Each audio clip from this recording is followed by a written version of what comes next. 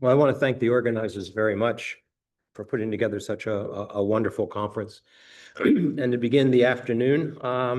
So I'm not going to use any PowerPoints at all. That way you won't know which points I skip. One of the things I want to discuss is going to begin with or end with why has Afghanistan had such a problem as a nation state? And one of the reasons I'll argue is that, in fact, Afghanistan's stability was in the past because it was never part of a nation state. It was always the part of an empire, somebody else's empire, somebody's own empire. But from the beginning of the first millennium BCE to the early 20th century, the politically dominant polities in Eurasia were not nation states, but immensely larger empires that ruled over a variety of peoples and places. Empires saw themselves as potentially universal and had frontiers rather than finite boundaries. Their founders were invariably outsiders who used military force to establish an empire, but whose successors maintained their stability by successfully managing the diversity within the empire. They often had lifespans measured in centuries, and their control of subject populations moved from initial coercion to forced co-optation to cooperation and finally identity. It is, which we can see like ancient Rome. If you read Asterix the Gaul, you know that nobody in France liked the Romans. On the other hand, once they installed baths and theaters in Rome, everybody said civilization has arrived. If France can hold those two ideas in mind, people of Afghanistan can hold at least that many as to who are our founders and what does it mean.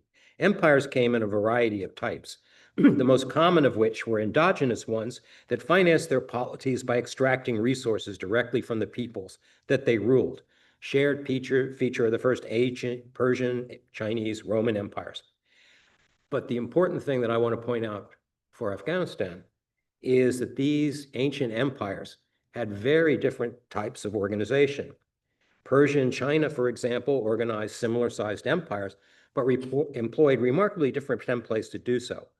Persia used a Lego block empire design in which every part was tightly bound to the center, but each parts were different, and they could be reassembled another way. China chose to melt down its dispersed parts and recast them into a single uniform state. Chinese dynasties invariably employed centralized appointed rulers with no ties to the local people that they ruled over, and enforced a single system of law using a standardized language, or at least language script, knowledge of which was a prerequisite for government service. By contrast, although their empires were also ruled by dynastic autocrats, the Persian decentralized king of kings systems respected indigenous cultural traditions, employed conquered elites using local language to administer their own people under imperial supervision. Persian levels of tolerance were even higher for peoples inhabiting their sparsely populated desert and mountain lands that they ruled indirectly and only rarely taxed, a policy Chinese state builders would undoubtedly seen as a programming bug rather than a feature of how to run an empire. One reason for this was geographical. Persian empires were lumpy, with their highly populated and economically productive zones separated by mountains and deserts. China, by contrast, was highly populated and economically productive in contiguous states that didn't vary that much from one another and were linked together by canals and roads. Another was cultural. The populations of Chinese empire shared a common culture with only small differences and accounted people different from themselves only in frontier areas. Persian empires, by contrast, ruled over peoples with their own languages, religions, and deeply rooted political traditions different from both their overlords and other groups within the empire. China strove to assimilate non-Han people that came under the empire's control. Persia never attempted to impose its Zoroastrian religion or language on others and regularly made gestures to support local religious institutions. The reasons this is important, even though it's like 2,500 years ago, is the Persian template was extremely durable, lasting from the founding of the Achaemenid Empire in 550 BCE until the collapse of the Sasanian Empire in 651 current CE, with only one break, Alexander, whose Macedonians rule for about a century. And if we look at what happens after that, that's close to 1 millennium of a Persian style of government with the same kind of elite ruling over the area of today's Afghanistan, as well as much of the area around it. But if we look at what we see as a watershed moment of the Islamic Caliphate taking over, what we see is with the reorganization of the Islamic Caliphate under the Abbasids and the creation of the capital in Baghdad, who are the people that dominate the government? The caliph may have been an Arab, but everybody knows, at least certainly in this room, that it was the people from Khorasan that brought down the Umayyads, that created Baghdad and ruled it. And who were their prime ministers? The Barkamids, descendants of a family that used to run the shrine in Balkh. What this shows was, in essence, and it's a shift, the cultural ideology of this region shifts from central Iran to today's Khorasan, which unfortunately the Iranians continue to call Eastern Iran, but we know better. But if we look at what we see here, this model, even after the collapse of the caliphates, is taken over by the Safavids, the Samovids, but more importantly, by the Turco-Mongolian people. Beginning around 1000 AD with the introduction of the Seljuks into the region, we find a new system of government coming in, and that is a creation, a dual government, where a dynasty of Turkish horse riding ancestry coming out of Central Asia conquers a region and then realizes it can't rule it. Who does it rely to rule on it, to rule for it? Persian-speaking, literate bureaucrats. And we get, from this point of view, a political organization that the Sultan, the Emir, whoever, what title we want to call him, divides the state between men of the sword, usually Turks, and men of the pen, Persians. It's a dual organization, bureaucratic, military. But what it means is a dynastic organization, and it doesn't matter who's on top. Whether it's Persian, Turkish, or later Pashtun, the rulers at the top are in charge, but the people doing the administration have local skills, local cultures. So what does this mean for the peoples currently inhabiting Afghanistan? And I talk about the peoples currently inhabiting Afghanistan because the problem of all national states is they like to write their history as if you take the boundaries of today and extend them into the Paleolithic. Like early Uzbek hunters of the 5th century BC. Well, you may have had hunters. They may have been in today's Uzbekistan, but they certainly weren't Uzbeks. Indeed, it's a problem. Any of you who visit Uzbekistan will note that the founder of the Uzbek Empire was Shaybani Khan. Every statue that you see in Tashkent is Timur. Timur is not an Uzbek. Yeah, but he's not much of a charismatic. He's more charismatic than, if you want to go on the world stage, pick Timur. Everybody has heard of Timur. And fortunately, if you're not too local, you won't say, isn't he not like Uzbek? Weren't the Uzbeks not even here? Yeah. But this is an example. You pick your heroes, you pick your poets. Uzbekistan's greatest poets, how come they all write in Persian? Again, it's because you are taking the local pieces and putting it together. And what we find is that in Afghanistan, the name regions of Afghanistan, Herat, Balkh, Kandahar, Kabul, Peshawar, these were all provinces of the ancient Persian Empire. And they have been remarkably durable. I mean, incredible. That's 2,500 years durable. One of the reasons they're durable is each has its own identity and its own central place. Even when that place is destroyed, like Herat or Balkh, it comes back. And the local people have their own identities. They are the Lego blocks of empires. And the question is not when are we getting our own empire or why can't we rule by ourselves? It's how do we fit into the system? And why they found it useful was all of these empires knew that they could not rule unless they had the cooperation of the local people. So what we find is systems of government that even if the emperor sends one of his sons out to be governor, he has to work through the local elite. And in many cases, you wouldn't even send your son out, probably because you couldn't trust him. You relied on members of the local elite to rule for you. It also meant that when an empire fell or collapsed, you might find yourself in another empire. If we look at today's Afghanistan, we find Kabul and Peshawar, they're part of the Mughal Empire. We find Herat, part of the Persian Empire. And the Uzbeks are taking the north. But the regions remain the same. They keep their identity the same. And sometimes they're part of a single empire altogether. Sometimes they're edges of frontiers, but they're remarkably, remarkably durable. Even when they're imperial capitals. Herat and Kabul both had the luxury at one period of being capitals, one of the Timurid Empire, one of the Mughal Empire, where they received imperial patronage. When that empire lost, went away or whatever, the old system came back with much better potential ruins perhaps, but they never lost their identity because it was the imperial government sitting on top of them, but it never wiped out their own identity. Now, the fact that this lasted so long brings up the question, what does it mean for the peoples inhabiting Afghanistan today? The core regions of Afghanistan, not the provinces of Afghanistan that seem to keep expanding under the Republic, but the core regions of Afghanistan. They didn't, colloquially, if you talk about Herat, people kind of think, yeah, that's the West. Kandahar, that's the South. Balkh, that's the North. Because they are the urban centers of whole regions that often have a variety of different ethnic groups, different types of economies, but these core regions continued to act as autonomous and independent entities, or at least autonomous entities. This ends with Emir Abdurrahman. When he becomes Emir, what he does is decide, I not only want a centralized government, I don't want any intermediaries.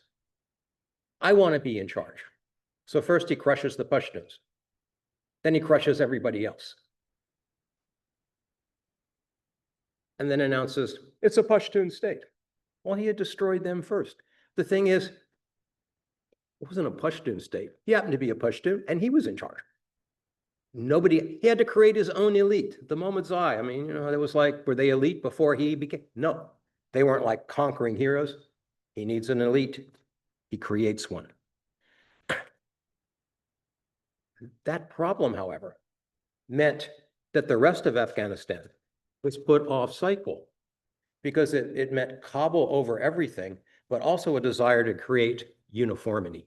Now, Abdurrahman, as much as he wanted centralization, was pretty much focused on political and military centralization. What his successor, particularly Amanullah, was interested in, having declared Afghanistan's independence, was how do I create a nation state? Because that was the fashion of the 20th century. I mean, Italy become a nation state, Germany become a nation state. We should be a nation state too. The problem is that looking at what a nation state is and how it comes about is that Afghanistan was not really designed and could almost not be put into that pattern.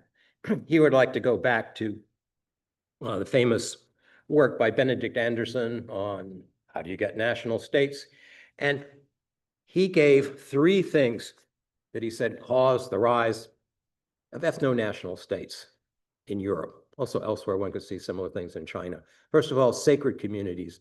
The unifying power of religion, like Christianity or the Islamic Ummah, had been eroded, he said, by the rise of secular thought and the Protestant Reformation. Two, dynastic realms. Rule by divinely ordained monarchs was losing its legitimacy, replaced by a focus on the sovereignty of the people. Third, an a priori language. The privileged underlying language of power and literacy, like Latin, were replaced with vernaculars, creating both linguistic barriers and opportunities for new identities. These are things that come into existence in the 18th century. By the 19th century, they're taking over, particularly this idea that sovereignty lies with the people, not with the rulers. But if we look at all of these three things that Anderson said, yeah, it's the loss of these things that bring about a nation state. Afghanistan never lost any of them. Okay, let's go back to the first, the sacred communities. One has to say, looking past 40, 50 years of the history of Afghanistan, that Islam being used as unity for political purposes has hardly lost its grip. on both the cultural and political imagination of Afghanistan. The idea of crusade or the wars between Protestants and Catholics may have been seen as passé in Western Europe, but not so much in Afghanistan. Islam was very, very strong. It was hardly archaic. People were hardly looking for a secular alternative to replace something that was failing. Ask the PDPA. Second, dynastic realms. Anderson said, well, there's a problem with rule by divinely ordained monarchs. The one thing Afghans never, and even their rulers, none of them thought they were divinely ordained. They changed too often. I mean, they could change for breakfast. Islam in general, but Afghanistan in particular, God might be on your side, but he certainly didn't put you on the throne. That simply is not there. And it says, replaced by a focus on the sovereignty of the people. There was no political movement in Afghanistan that said, you know what, we're missing a sovereignty of the people. If anything, including the last president of the republic, sovereignty relied in the king, the emirs, the comrade, general, you name it. It was the government that was sovereign, not the people, in terms of thinking. Therefore, elections were not a case of the people expressing their sovereignty. It was kind of, oh, somebody's got to be leader. It was ratifying a decision that was already made. It was not an expression of sovereignty. So if that's the problem, if the belief that dynasty doesn't work, that's not a problem that exists in Afghanistan. And the best example of this is post-2001, when King Zahir Shah returns to Afghanistan. And the question is, Bonna said, yeah, Karzai would make a very good leader of Afghanistan. And when the king showed up, they said the king would make even better.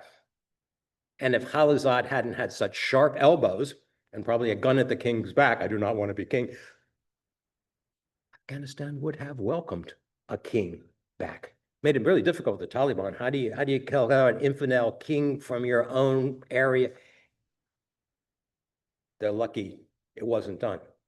And this actually happened in Europe. When Franco died, leading a fascist state in Spain, he turned the government over to a king who nursed it into democracy, because both the left and the right could agree, okay, we can put up with a king, we can't put up with each other. The belief that dynastic rule is invalid or no longer has relevance has not been true in Afghanistan. And so the belief that we have to go to a new system, even during the time I remember being in Peshawar, talking with the Mujahideen people, their great fear was that Zahir Shah might visit the refugee camps. And who was somebody like Sayyaf? Who was somebody like Rabbani compared to King Zahir Shah? And besides, everybody knows he ruled a golden age. For those of us who were in Afghanistan when it was there, it was no golden age when his cousin, it was like, but everything gets better in retrospect if things get more horrible. But the final thing is a priori language. This was a really interesting thing, is that Anderson said, okay, Latin, a universal language for Europe coming out of the church, religious language, begins to decline and is replaced by vernacular languages. You know what? In Afghanistan, they had done that 1,000 years earlier. The sacred language of Islam, Arabic, is moved to the religious side, and Persian becomes not only the lingua franca, it's the administrative language. And you don't have to be a Persian speaker to appreciate its value.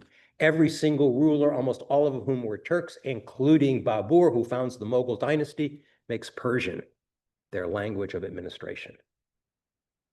And everyone knows in Afghanistan, even if it's not your first language, it's a very common lingua franca. And unlike other languages in other places, you might not be literate in Persian, but you could speak it. So what we have in Afghanistan is not, and this was a problem for those who said, we will make Pashto the national language. There already was a national language that was not directly connected with an ethnic group. Yes, Tajiks might speak Persian, so do Hazaras. But Pashto as a language, Pashto as a people, they're linked together. Persian was, well, that's like everybody does that, including, it must be noted, Daoud Khan and Zahir Shah. Daoud Khan, who was a great proponent of Pashtun nationalism, could not speak Pashto.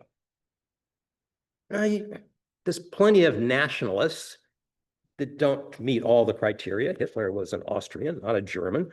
But the fact is that if you're trying to build a national identity and you're trying to make the default Pashtun, it doesn't fit. And it doesn't fit not because the Pashtuns were dominant politically. They were dominant politically when they were a dynasty. But declare that you're dominant because we are a nation state with a default of Pashtun just doesn't stick.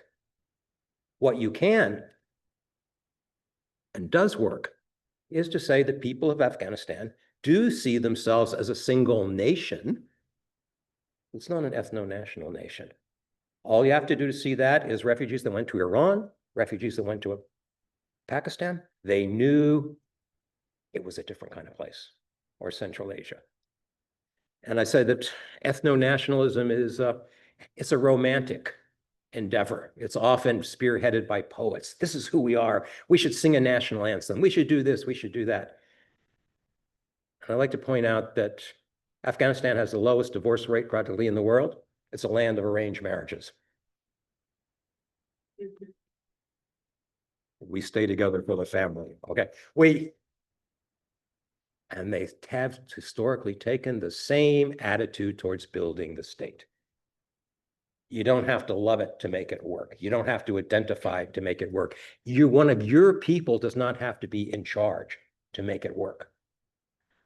But should you take the ideology of you must identify with the leader and his particular ethnicity, then you're getting into trouble because you're going against the grain. The other thing you're going against the grain is an attempt to make uniformity, that the basic units of Afghanistan, Bal, Herat, Kandahar, Kabul, are still there and make the capacity for running a country in a way that, yeah, there is a central government that has sovereignty, but let the locals do what they want.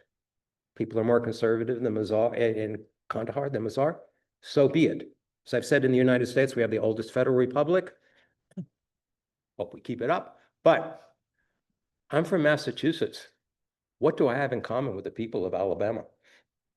And I look at some of the laws they pass, say, by God, no. But I don't live in Alabama, okay? And they don't live in Boston. But if I were an American Ashraf Ghani or Donald Trump, and I put Ivanka as governor of California, or Jared, the governor of Massachusetts, we'd have an insurgency too. That was what was happening in Afghanistan, particularly at the end of the Republic, is the lack of respect for what people wanted and running a patrimonial system when you didn't have the base to make it work. That was bringing it down. And it was not because Afghanistan was a failed nation state. It was because the nation state project was poorly designed and had now, over the course of 100 years, collapsed 4 times. So I'll leave it at that, just in terms of that was then, and our question of what's to come. Thank you.